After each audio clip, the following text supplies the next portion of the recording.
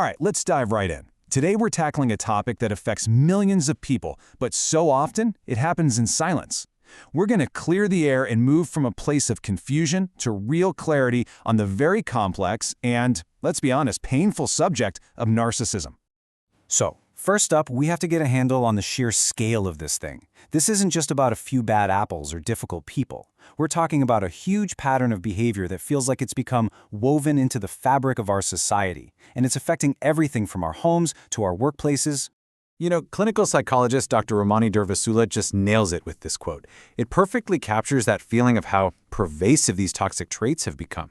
It's not just in our intimate relationships anymore, right? You feel it at the grocery store. You see it all over social media. You even experience it on airplanes. It's become this cultural thing that is just wearing all of us down. And believe me, that's not an exaggeration. Dr. Ramani points out that narcissistic abuse has become a global rallying cry. All over the world, people are finally finding the language to describe these confusing, painful experiences they've been going through, sometimes for their entire lives. And you know, that search for the right words, it often leads to this incredibly powerful personal aha moment. It's that jarring shift, going from this constant vague feeling that something is just off to a sudden, startling, and honestly, often difficult moment of clarity. This is the question, isn't it? This is the one that just haunts so many people. Before they have a name for what's happening, they're just trapped in this cycle of self-doubt, of confusion. They're constantly being made to feel like they're the problem, that maybe they're the ones who are actually losing their minds. But that is the turning point. When you finally move from thinking, this person just rubs me the wrong way, to recognizing a consistent, predictable pattern of narcissistic behavior, well, it's life-altering. It doesn't just change your perspective on that one person, it can fundamentally shift your entire worldview. Because here's the thing, once you see the pattern, you can't unsee it. Now that realization, it can bring a whole wave of grief for lost time for sure, but it is also incredibly empowering. It gives you the clarity you need to protect yourself and to totally change the way you let people into your life from that day forward. Okay, so to really understand the impact here, we need to get specific. Let's define our terms. What exactly is a narcissist? So, at its absolute core, a narcissist is someone who has this long-standing pattern of grandiosity, entitlement, and a massive lack of empathy, all while desperately needing admiration. And that profound lack of empathy, that's the real kicker. It means they can't handle any frustration, and they'll often just explode with rage when they don't get exactly what they want.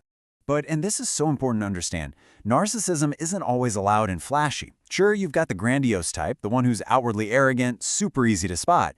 But then you have the vulnerable or covert narcissist, and they operate from this place of victimhood, of resentment. It's a much more manipulative and frankly insidious form of narcissism. And that brings us to a really critical distinction we have to make. There is a huge difference between someone having narcissistic traits and someone having the clinical diagnosis of narcissistic personality disorder, or NPD. The actual clinical disorder, NPD, is pretty rare. And the reason for that is kind of wild. To get a diagnosis, the person has to be experiencing significant impairment or distress from their own behavior. And let's be real, most narcissists don't. As far as they're concerned, they're absolutely killing it. The problem is always somebody else. But now compare that tiny number to this.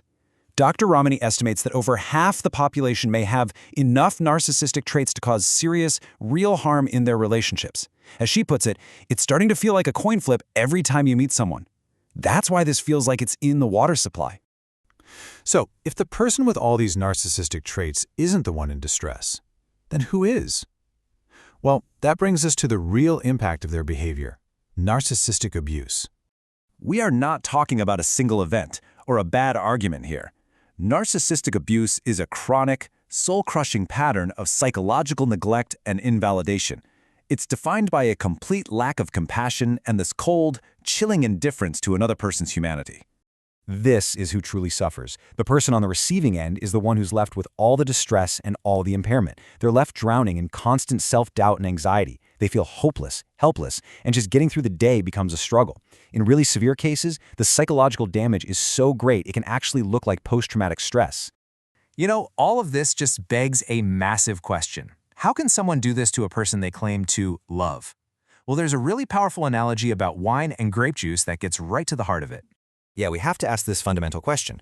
When a narcissist looks at you and says, "I love you," what do they actually mean by that? Because I can promise you, their definition of love is very, very different from a healthy person's. The answer is, for a narcissist, relationships are purely transactional. People are just instrumental conveniences. Think of it like a cup of water. When they're thirsty, that cup is the most important thing in the world. But the second their need is met, they put the cup down and they don't give it another single thought. And this brings us to Dr. Ramani's perfect analogy. A narcissist love, it's like grape juice pretending to be wine. It might look a little bit like the real thing, but it's just a superficial imitation. It has none of the depth, none of the complexity, none of the true intimacy of a real, healthy connection. Sure, they might pay the bills or buy you nice things, but that transactional love is a completely hollow substitute for the real thing. And so, we'll end with this question for you to think about.